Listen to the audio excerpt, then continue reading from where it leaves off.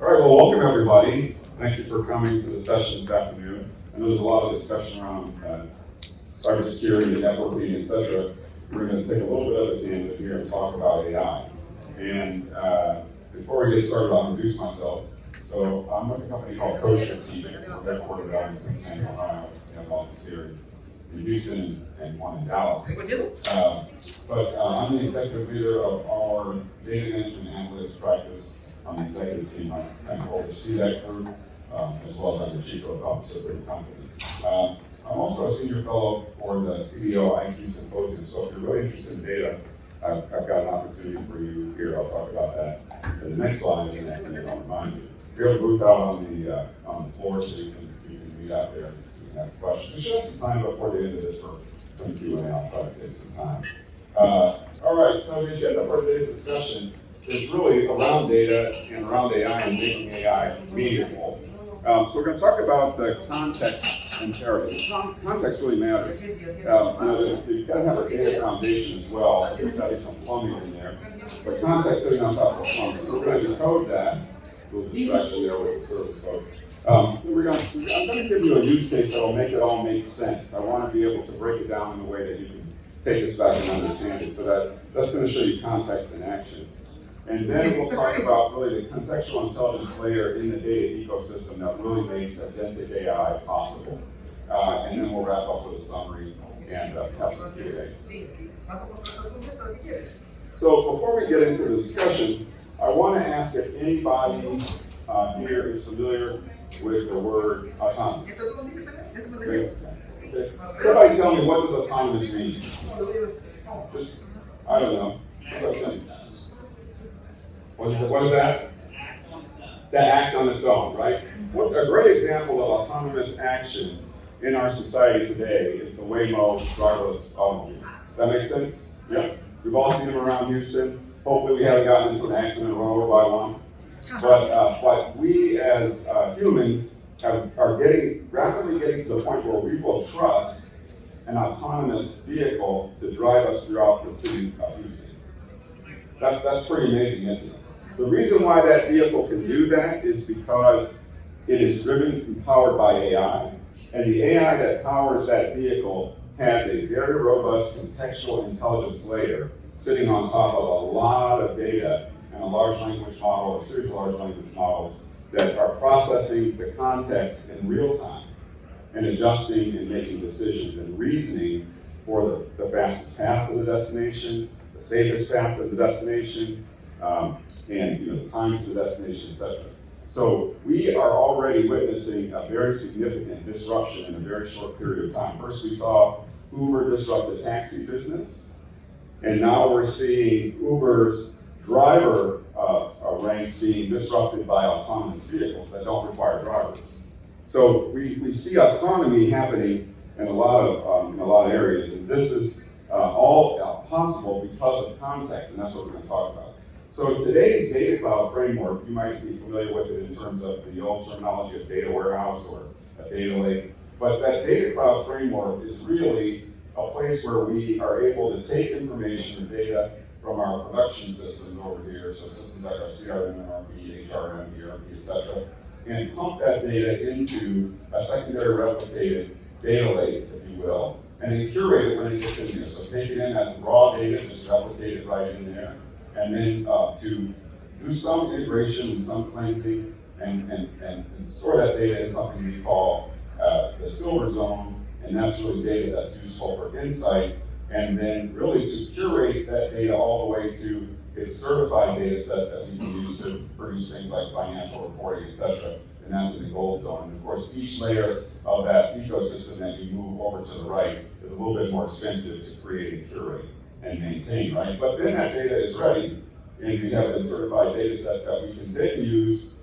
here through APIs or direct access to that for visualizations, dashboards, to create some data products, to do data science work, and to share data with partners. So we can consume that data. That's the consumption side of the layer, and that's been around for some years. Okay, but now we're moving to a world where something else is necessary. So before we talk about that, we want to talk about how this all has come together and where we are today. So we start out with data assets, as we talked about. Those are those core data elements. The next step in the data management journey is data platform engineering. So that's how we integrate the data, replicate it, land it, cleanse it, store it, etc. Then we have data lifecycle management, which is where we do validation between the zones. We do some literacy. We do legacy. We do data observability to watch the quality as it moves from the source systems into the data warehouse or the data cloud, and then we kind of manage that environment. And then we have to put governance around it, right? So data governance is to make sure that everybody who's accessing data is accessing the right data. They have the privacy constraints placed around that data, security is there, we're managing the sensitivity of our data, et cetera. And at that point, now we have a data ecosystem that's ready for consumption. So these green boxes represent the consumption layer of our data. So you see data insights that come in the form of executive dashboards, cross-functional metrics, and reporting. You also see advanced models for intelligent systems like AI and machine learning systems, prescriptive analytics, and early warning indicators that can be generated from that data and trusted.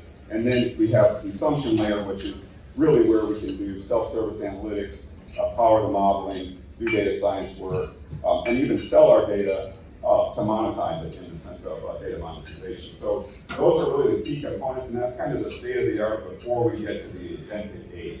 Does that make sense? Any questions so far? Everybody tracking with me? All right. But there's a paradigm shift that's necessary. It's happening right now, and the Waymo driverless vehicle is an example of that, one of the best examples of that.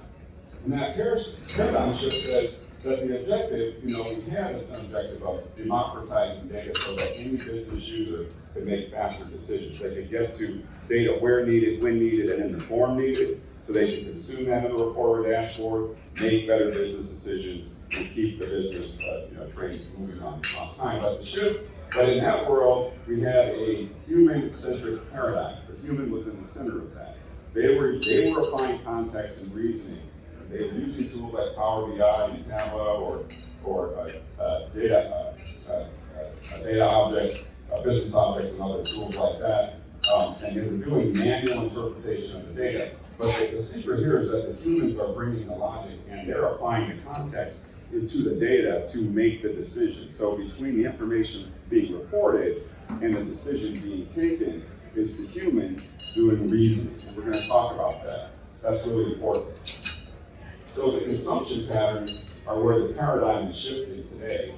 And we're moving from dashboards that inform decision-making humans to executing decisions made autonomously by AI. Does that make sense?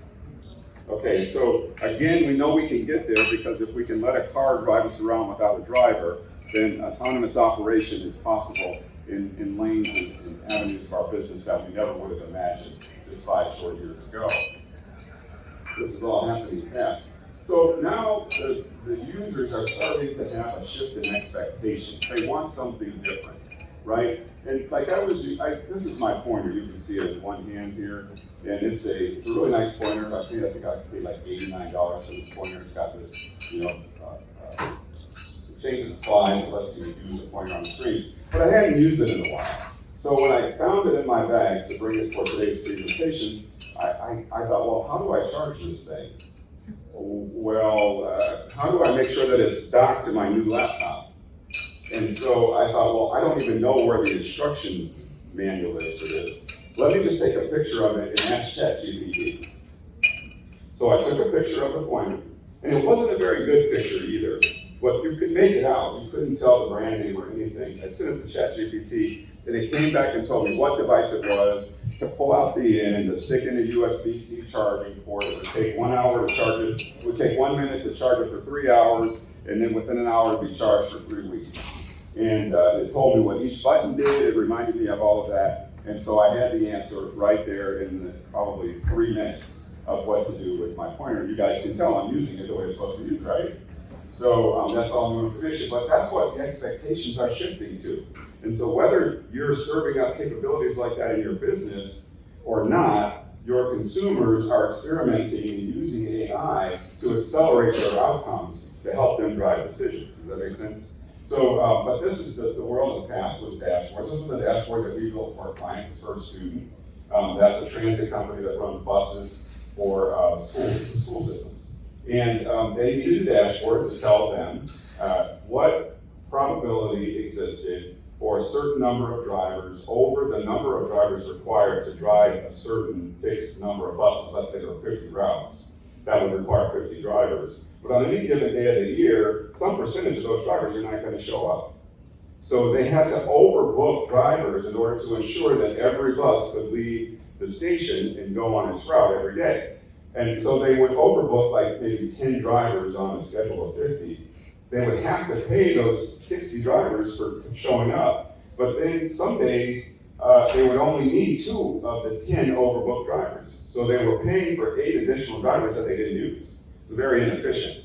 So they needed a way to understand to predict the probability of any given calendar day of the school year, how many drivers were likely not to show up for work so they could optimize the overbooking. And this is a similar problem for airlines, for example, right?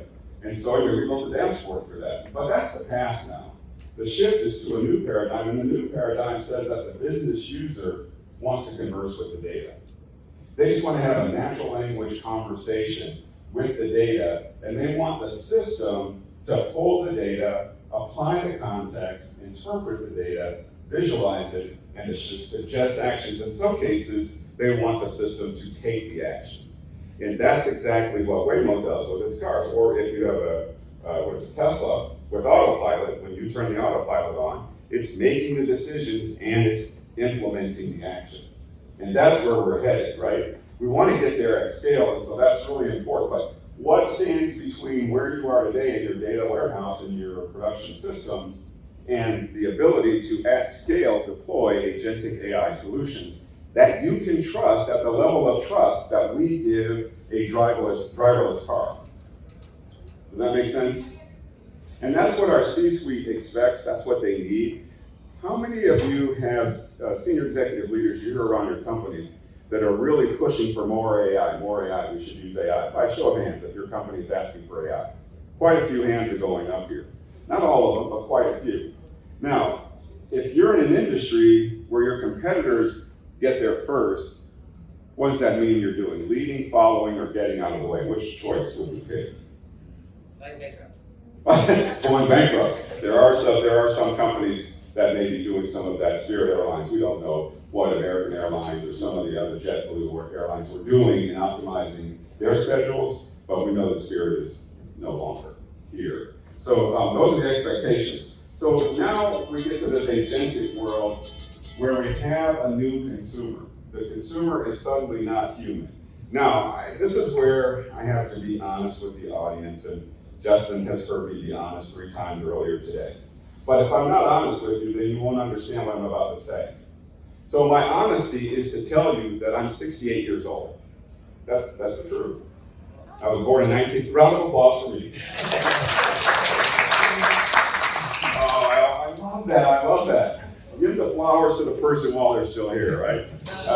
But why I tell you that is because I started my IT career in 1975. And in 1975, we were processing punch paper tape and paper cards for data processing. Some of us know that, right? Don't raise your hands if you were there, but you know I'm telling the truth.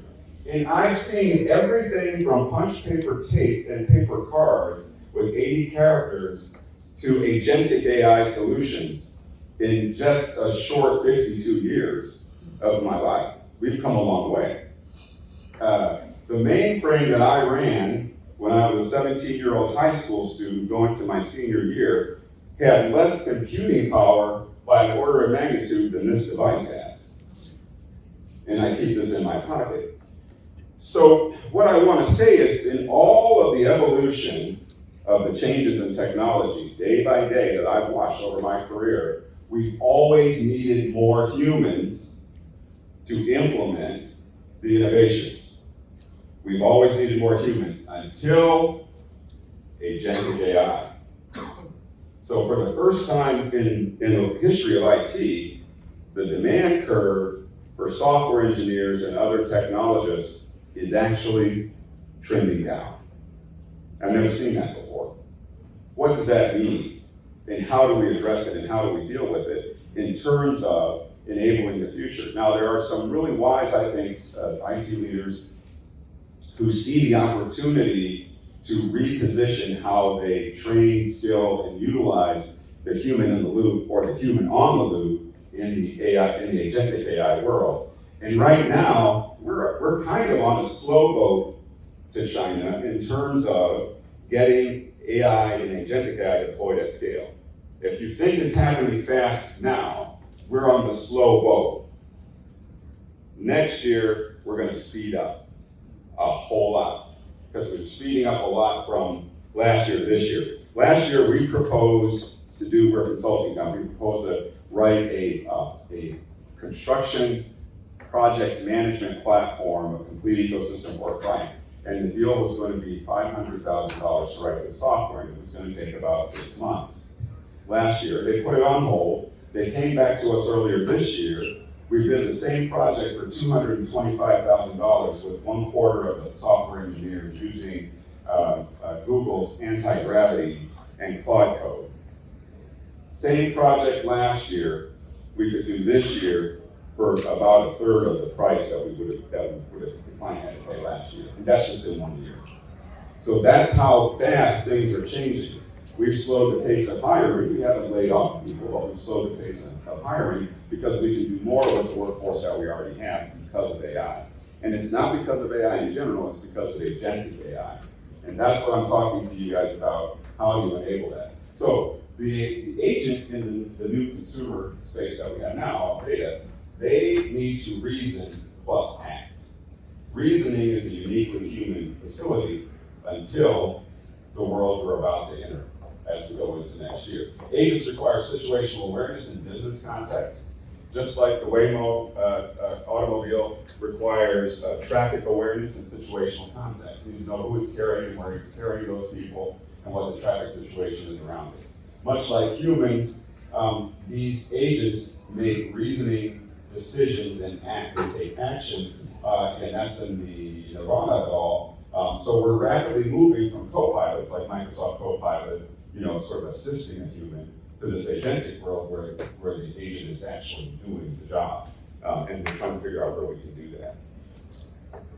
So reasoning is the core of intelligence, and I want to talk about what reasoning is. Reasoning is the understanding of information. It's really taking in facts and contextualizing them, putting a context around the facts and the dimensions of the data as the first step. And we do that without even knowing we're doing that as humans, right? We have experience, we have our filters, and those filters allow us to process and contextualize information. It's also about recognizing relationships, so seeing patterns and associations, seeing cause and effects relationships. Like if you're dating and you had a bad relationship in the past with somebody that you were dating, and you meet this new person, but you start to observe signs and patterns of behavior that sort of feel like this relationship you had that went south. Then you begin to make decisions with this new potential relationship based on your past experience. And that's an example of seeing patterns and associations and applying a cause and effect thinking structure to how you're processing information. Then we apply logic. And in reasoning, we use rules or principles to evaluate what follows next. It's a cause and effect world, right? So we use these rules and experiences and these principles to predict what we think is going to happen next. And then we draw conclusions, right? And conclusions are about deciding what is likely true and what action to take based on the situation. Now, your Tesla on autopilot is doing that every second. My boss, who's the CEO and founder of the company, has a Tesla. He likes to drive us from city to city with that autopilot on, looking at me and instead of the road, and it freaks me out, because I'm like, dude, you're sitting at the driver's seat, the steering wheel, it's changing lanes, and it's I don't know what it's doing, but it hasn't created a problem yet, right? And he's 100% confident, not looking out the windshield, but looking at me, and I'm not. So I'm looking out the windshield for him, but I'm old school. He's younger than me. Okay, so the agentic world order requires a little bit more. And so here's what it is. Today's approach to data management falls short. So if you've got a robust data warehouse platform and environment, flat for yourself, you've got a foundation, but it's not where you need to be in order to deploy agentic AI. So if everybody's clamoring for that in your organization, they got to make a few more investments to make sure that you can do that at scale with the trustability of a Waymo or a Tesla. Okay. Now, I don't know. Does anybody in here drive an electric vehicle from Ford Motor Company? Anybody in the room? Okay. Any Teslas in the room? Few Teslas, no Fords. Okay. So Ford has some problems with their autopilot. Their assisted driving. It's not quite as perfected in their ecosystem as it is in the Tesla. I'll just throw that out there, not to dissuade you from buying Ford, and getting their drive assist option on it. But I think that the contextual layer of their architecture may be a little bit weaker. Okay. So anyway, today's approach focuses on the what, the facts in the data, not the why. Also, it is really about snapshots of data, not continuous streaming, and it lacks the context that's necessary, so it's not primed for agentic consumption. So if you have a data warehouse or a data cloud, you're on the path, but you need to do some work in order to get over that finish line. So I want to give you an example before I talk about this framework for context, for the contextual layer of your world. I want to give you a use case to kind of hammer this concept home. Okay, so imagine you're a telecommunications company, and Sarah calls to cancel her internet service. Okay, she's just not happy. So here's the raw data elements that would be pulled up by the customer service rep or an agent if we just have this layer. There's her customer ID. Her spend is $120 a month. Her contract status is month to month, so she doesn't have a long-term committed contract with us. And so she calls and she wants to cancel, so we create a support ticket and it says cancel her service. Sarah's not happy, so we're going to go ahead and cancel. So AI's logic without context, Sarah is a month-to-month customer with low digital engagement. Let's cancel. Okay? There's no context, just the facts, right? She's on the phone, she wants to cancel, you pull up her account, she doesn't have a contract, she can cancel. Let her off the phone. But now, imagine this high-value customer cancellation scenario where there's a little bit of a different situation. Imagine Sarah calls, but there's a relationship context. Sarah isn't just a $120 a month customer, she's CEO of a local startup. They have a $50,000 enterprise contract with the firm, so she's pretty valuable. So the sentiment is that her last 3 support calls were about intermittent outages during peak hours, and the notes say she was highly frustrated. Highly frustrated. So a competitor just launched a fiber for startups promotion in her specific zip code yesterday. So now we've got this portfolio risk associated with Sarah who called to cancel. So the business logic now is the company has a rule, never lose a B2B decision maker even on their personal accounts. So this is an example of context. If an AI agent had access to this information, it would make a fundamentally different decision, right? So it's going through this process. So here we see that under traditional AI, which is data only, which is where a lot of people are doing these AI initiatives and they're falling down, they're never getting to production because they're failing. They don't have a contextual intelligence layer associated with them. They're just building an LLM and putting the thing out there in the wild. I process your cancellation, have a nice day. We'll offer a $10 generic discount, and that's going to follow the standard retention workflow. But if you have a context layer, an AI agent with a context layer, I see you have 3 outages lately. I've alerted our regional tech lead to fix the node in your area by 5 p.m. Offers a VIP bundle, executive bundle, that syncs her home and office reliability together, so it gives her a guarantee, and it triggers a white glove escalation to the enterprise account manager. So that's a fundamentally different experience that can be created if that contextual intelligence layer has been engineered and deployed as a foundation for your deployment. So now let's talk about the layer. Let's get into it. Is everybody comfortable though for understanding what the contextual layer can do functionally for your AI? Yep. Anybody not? No? Okay. All right. So the foundation for contextual intelligence. So, first you have to build the data foundation, establishing raw technical retrieval mechanism, building a data plot. Then you have to have structural meaning, which is the reasoning map, and that's going to deal with semantics, entity resolution, knowledge graphs, and cognitive maps. So those are some technical terms, but I'm going to make it pretty simple for you to understand as we go forward on the next few slides. But that's what the context layer consists of, and that has to be built into the ecosystem. And then that allows for dynamic intelligence, which is real-time operational state for permission to act.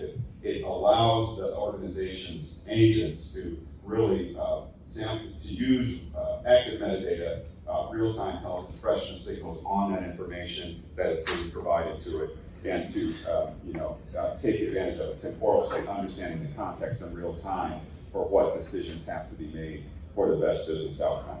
So we're going to talk about those 4 items in the shaded block on the next few slides. But before we do, I just want to give you this sort of really baseline understanding of the data, right? So the technical plumbing here, these are fields in the database. And everybody's got fields in the database. You've got a data warehouse, you've got fields in the database. The semantic meaning translates these, very abstract discussions or very concrete, fact-based labels, right, into business meaning. So semantic meaning. This is monthly recurring revenue. This is a 4-year loyalty milestone. This 1460, and this B2B decision maker is if this entity flag is true, it really means it's a B2B decision maker. Okay, so if we add this kind of intelligence to the data, then we can enable these kinds of use cases inside the organization. Does that make sense? Okay. So, entity resolution is the first thing, and this has been around, for a long time. If you are familiar with database marketing and the concept of householding, you have a lot of different customers, and you're trying to figure out which ones are all really the same household within your customer base. So that entity resolution by different names has been done over decades, really now, in the form of householding. But this is kind of a network node map here that you see. But that's the concept of really identifying when different data records across siloed systems refer to the same real world entity, the same customer, Mark Johnson. It might be in the system as M. Johnson, M.I. Johnson, Mark.J, and that's all me, right? So one person. And then, what we have here is siloed fragmentation. We need to recognize that Sarah Smith in the CRM is S. Smith, who's in the billing system, who is Sarah at startup.com. That's the same person, right? And Sarah at startup.com happens to be the CEO there. So that's the same person, not 3 different customers. And that allows us to create what we call the golden record. And that, in data warehousing terminology, is kind of like the concept of master data management, right? Mastering the customer record so that you have a uniquely identified customer across all the different touch points in your ecosystem. So without any resolution, the AI agent follows a standard script and treats the VIP like a stranger, just a person, right? You saw that in the example. But if you have entity resolution, the AI agent identifies a strategic partner opportunity and applies white glove treatment. So that's why it's really critical to do this step. The third step here is knowledge graphs. And knowledge graphs, transform isolated data points into connected node of entities, from the edge. So a knowledge graph can associate things together in a complete ecosystem to give you a total picture. And it allows you to do multi-hop reasoning. So you go from Sarah to an individual who is the CEO of a startup that she's a tier 1 partner category resource. That's hidden context. But if you have a knowledge graph, you can make all of those associations and then use that insight in the reasoning process. The second piece here that's really important in knowledge graphs is this idea of ontology. It's a word in data management that a lot of people struggle with, but it's pretty simple. Any CEO of a startup in our accelerator program is automatically a tier 1 stakeholder. That's an ontology. So we want to capture ontologies and get them out of the tribal knowledge space into the knowledge graph so that we can use that information in an agentic solution context. Now, a human would know that, right? If Mike was the person in the customer support center and he'd gone through training, the training would have told him this business ontology here. A CEO of a startup that's in our accelerator program is automatically a tier one stakeholder. So he would just have to check to see if she was in fact the CEO of a startup, and then he would know she was in a tier one. And a human would just know to do that. But an agent doesn't know to do that unless you give it the context so that it can automatically have that insight be generated. And then it's really grounding the truth. Now, who is the executive sponsor for her account? So now we want to make sure that she's not just canceling an individual account, she's the executive of a $50 million contract with a business client that we have. And so that account has an account executive. We want to make sure that the account executive, Marcus, is aware that she had this problem, but we saved the day, right? And so that he can go do that white glove treatment, go make a call on Sarah, make sure that she's happy with what we've done, give her an additional discount if she needs it, but to retain that business. Okay, so moving from search to really understanding, mapping how your business operates, right, is really the key here. And then finally, these cognitive maps, which the core concept of that is a knowledge graph, which is a map, which is a cognitive map of the navigation strategy, which really, this is the way that humans think through a problem. How do you take the thinking process that a human goes through and turn that into something that can be enabled to an agentic agent within your organization? So there's fast sequencing, right? We think through problems step by step. We kind of break it down from a complex business process to something that we can understand in bite-sized pieces, right? Like the VIP onboarding. If we're onboarding a VIP customer, what's step 1 to do that, step 2 to do that, step 3 to do that? We can capture that and then represent it in a cognitive map. And heuristic reasoning, and heuristic is one of those words that kind of scares people, but really means the shortest path to the decision. What is the fastest way to jump through steps, skip steps, and get to the right decision? So heuristic reasoning is that, here's an example, if a VIP account has a pending outage, ignore a standard AI troubleshooting script and trigger an immediate human-led escalation. Just jump right to the answer because we know who that person is and we need to make sure that we don't lose that account.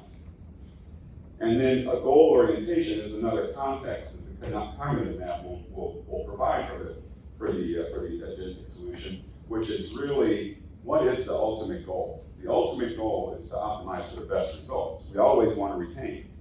So how do we make sure that every action that agent takes is focused on the ultimate goal, not a dead or the wrong outcome? So that's the idea of translating this tribal knowledge. Anybody in here in your organization run a lot of it by tribal knowledge? Now be honest, raise your hands. Is there a lot of tribal knowledge in your organization? Right. And I think everybody, I'm from the mainframe era, and we were all afraid when the mainframers got to be my age and started retiring, because they were taking all this quote-unquote tribal knowledge away from the organization. So how do we capture that? How do we retain it? How do we know how to run our systems when they're retired? Or how do we keep them all working like me and not let them retire? That's the other strategy. But that strategy is flawed because there's a time clock and it's ticking, right? Okay, but that tribal knowledge is a problem. So that's the context intelligent framework. So when you introduce that to the data cloud environment, you have something fundamentally different. You've changed the way your data environment looks, and this has worked. So now you have a new consumer, and that new consumer is the agent right here. Oops, sorry, I pushed the wrong button. Back up, like that. Push the wrong button, sorry about that. Can help me. All right, let's see. Human error. Yeah, that was human error. It was. I guess I don't know my pointer as well as I thought I did. All right, here we go. I was trying to push that button. So now we have agents, right? Now we can put agents into our ecosystem. But what we've done to the ecosystem is something different. We've introduced this contextual intelligence framework. We have semantics, entity resolution, knowledge graphs, and the cognitive maps. We've engineered that into the ecosystem, and we've introduced a large language model or a series of large language models in the foundation. Large language models alone can enable an agent to make very bad decisions. Large language models with a contextual intelligence framework sitting on top of them then will enable an agent to perform as desired. And that's where our organizations want to get to. And like I said, the most common example of that is the driverless vehicle. That is a practical example of a very rich and robust contextual intelligence layer sitting on top of a number of LLMs with agents behind the wheel. Okay, let's see. Cool. So without context, data is just a statistical ghost. That's your data in the warehouse. Predictability to performance is where we want to move to. We want to move away from the guesses of standard LLMs. And every time you get an output from ChatGPT or Gemini or Claude, without a contextual intelligence layer, the word choices are the next most probable word, so you can get a number of hallucinations out of those solutions without context. We want to mitigate risk, so we want to be able to steer away from hallucinations so that we have structural memory within the ecosystem that allows us to build and deploy these agents. And we want to have scalability. We want to turn tribal knowledge into a machine asset so that we can deploy it at scale. And then we want to have trust, which is creating an auditable, secure framework for the agents to act. So at the end of the day, context layer is the difference between AI that chats, chatbots, and AI that actually does work, which can be done autonomously at scale. And that is really, at the end of the day, where we want the AI to be. So key takeaways from this talk. Data cloud is an essential foundation. You gotta have one. If you don't, you need to get your data house in order. You probably heard that. Let's see, context is key to establish that. If we want to have trust, the context layer enables reliable action, and the 4 core pillars of that are listed here. Oops, I hit the wrong button again. So we're gonna go back to the laptop and go back. Yeah, and then operational grounding. Agents must be rooted in verified facts, which is really the certification of the data governance and data quality disciplines that wrap themselves around your data warehouse so that your data is trusted, so it's accurate. So the last thing I want to end with here is another giveaway for you. This is our website. If you go to our website, there is a link there called the Value Calculator. The Value Calculator is shown here on the homepage. This is a completely complimentary tool for you to use. We built it for ourselves and we use it. It is a tool that allows us to work with a client. What's your name? Melissa. So let's say Melissa's a client and she wants to build an agentic AI solution. I'm just taking that because we're talking about it. And she contacts our firm and sits down and talk to her about doing it.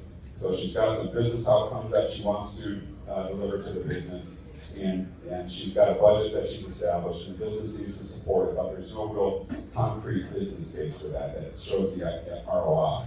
So what this value calculator does is it allows us, Jason over there, to sit down with Melissa and walk her through a conversation, just a conversation around the elements that she has to generate a very polished, very well-researched ROI calculation that can be presented to the CFO. And they'll stand the rigor of it. And so we built this calculator, and it is here. It is an agentic solution. It's got an advisor agent, a business insight agent, a value driver agent, a cost driver agent, an ROI calculator, an ROI formatter, and a market research agent. So I answered a few questions just to get a little jumpstart idea here. It asked me what was I trying to build an ROI around. I said a new CRM. I am the IT director. We want to modernize our sales process and automate them. We have a 7-year time frame for the analysis. And so then the calculator went back and analyzed that and said, hello, it's great to meet you. Modernizing and automating sales processes for a new CRM is a fantastic initiative at a 7-year time frame gives us a solid window for analysis. To help me understand the context of your project better, could you tell me a little bit more about what industry your company operates in? And then it just goes through a dialogue like that, pulling information into this application. And these agents go to work, and at the end of the day, it builds up in the context window over there what it's doing. It will produce a PowerPoint, a very well-formatted, visual representation of the ROI with all the elements that went into it. And it's completely complementary. What it also showcases is our skill set at building agentic solutions. So we build for ourselves the kinds of things that we build for our clients in an automated workflow. Okay. Question? No question? Question? On slide 27, you have the map of the data lake and all of that. Yep. With that context layer separated out of the data lake. Is that intentional? Is there a reason that we're keeping that data, that context data separate from the other data that we're using? This piece here? Yes. Is there a reason that context? No, it's not. It's actually not separate. It is in the data cloud. Okay, so, but it's like, this is a graph database, for example, where you might have Snowflake sitting over here, or SQL Server. Okay. So we're using different technologies for the different components of that context layer. And that's why it sits there. And then this LLM foundation is not an LLM. It could be a series of LLMs that are for, fit for purpose for what you're deploying. Any other questions? Question? Oh, he was moving the puzzle pieces around. All right. Oh, in the back. Stand up and talk really loud because my ears are as old as my body. I'm curious to know, I guess around these small to medium businesses, not necessarily super large businesses. Many of these medium-sized companies, like in the 500 to 1,000 employee range, how many of them are actually using agentic AI? A lot of them are. We do a lot of work with mid-market clients, smaller firms. I was just and here's something really interesting. I was just at Gartner's Data and Analytics World in March of this year, and there was a lady that did a presentation. She had a company that had 300 employees. She was doing $1 billion in revenue, and the company had 30 humans, 270 agents deployed in the workflow. So size is really not an indication. Oh, and they were doing $1 billion in revenue, so take $1 billion. So the metric that really matters, now make a note of this, as we go into the agentic world, is revenue per employee, revenue per real human employee. That's the metric that will speak to the board of directors and to the C-suite about how AI is impacting the value stream of a business. Okay, but yes, mid-market companies are definitely right for agentic transformations because that will allow them to scale much faster and grow their business without having to grow headcount. Question in the back, yeah? Well, the same thing you said, if somebody in the C-suite. A little bit louder. Okay, somebody wants to bring this new metric that is the revenue Per employee, right. Yeah, how does that affect the workforce in terms of considering recs and hiring interns, recent graduates, people that we deal with in the past? That's a really good question. I don't know that I'll have a satisfactory answer. I'll tell you what I think. We, like I mentioned, within the IT profession, so I was a software engineer out of college, and I've been in the field my entire career. And I've never seen a period where we needed fewer. So what are we doing to adjust what that means to the labor force? And I think smart leaders in technology are figuring out how to scale faster, but that's requiring reskilling and rethinking. And so I think a part of this is human change management oriented. As you think about what are the implications for your labor force, where you can apply these solutions to increase economies of scale and drive costs down. And sometimes that's in the form of labor reductions, physical headcount reductions. But how can you also think about the human capital change management exercises that allows you to repurpose that workforce and move it into in different jobs. Over the course, and this is something that is easy to lose sight of, but over the course of, I was just thinking the other day. Anybody remember the Garmin navigation device when navigation came out? We all rushed and bought a Garmin because it was just necessary. We had to have it, right? And then all of a sudden, the navigation device turned into an app for a smartphone. And so that cannibalized the whole garment market. And so what happened to that labor force? It got redeployed into other elements of technology and innovation.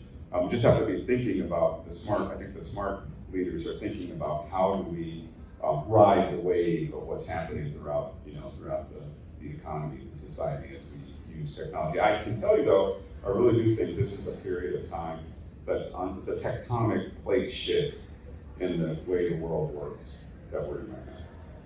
This isn't a question, it's just a point to make though, but a while back, the prior Since you're going to make a point, the prior CEO of AT&T had gone on this push that he wanted to uptrain all the employees across the entire company and have them train into learning coding and that sort of thing a little bit before the AI push.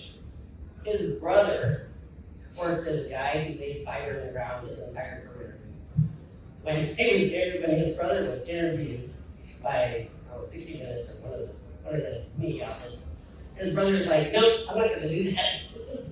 And I think that's the problem between your example of retraining employees with Garmin and this one is what you're going to run into is there will be a large resistance, either just because of inertia or whatever, to retraining employees, and a lot of those employees will end up without positions to work for.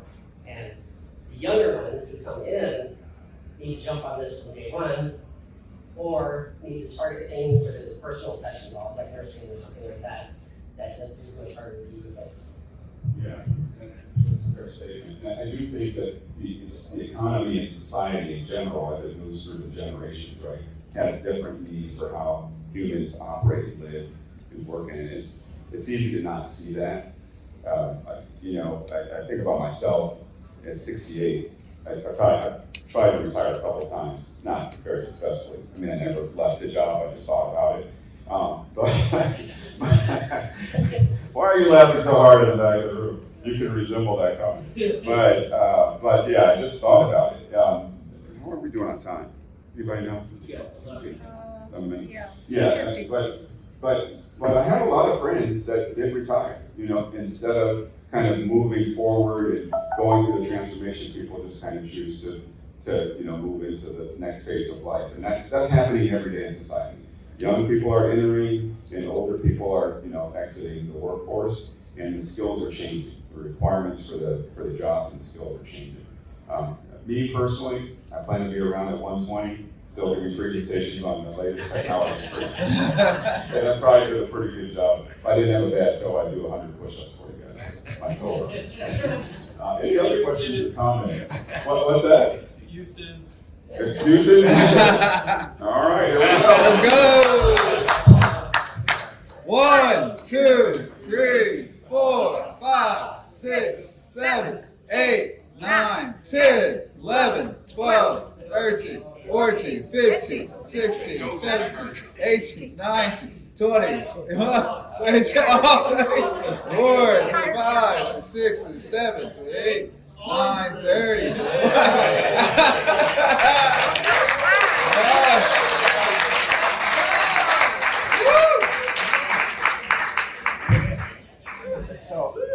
Well, you guys ought to know the secret. I do 900 in the morning as a warm-up. Can you do 3 sets of 300. I'm not even breathing hard. Hey. All right, round of applause. Yeah. Is this helpful? Was this talk helpful to you guys? Yeah. What you like most? Push-ups. How many sit-ups? Oh, you want me to sit up now? The framework, man. Oh, thank you. Any other questions? Could we get you slides? Are you? Yeah, absolutely. Yep, we can do that. Yeah. Just connect with me after, guys. Okay. Sure. Any other questions? Yeah.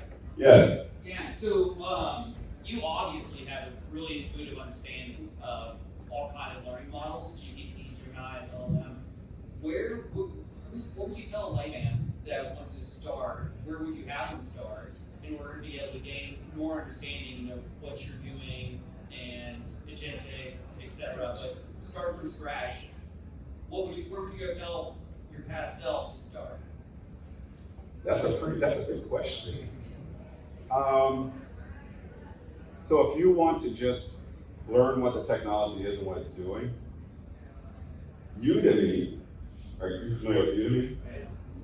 It's a pretty cost-effective way to start taking classes, right? And you can get entry level all the way through more senior modules. There, if you're a little bit more aggressive, I know that Cornell has a program on AI. You could enroll in some of those modules. It's online. What else would I say? Start with punch cards. I wouldn't advise that. Although I do still have my assembler deck from my first assembler final with a dry rotted rubber band around it. And then I would just say get involved. I mean, these models the LLMs are just leapfrogging each other every day. And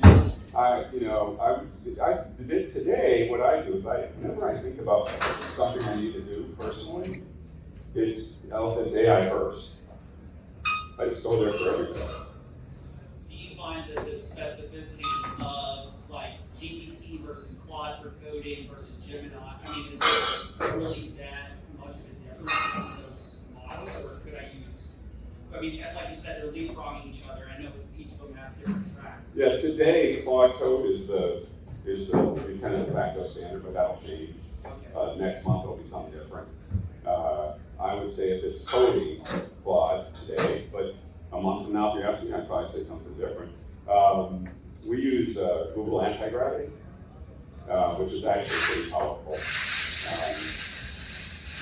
That's what I would say. Here's the last thing I will say then. You guys have been the absolute best audience I have talked to all day long. And the only one. So give yourselves a round of applause.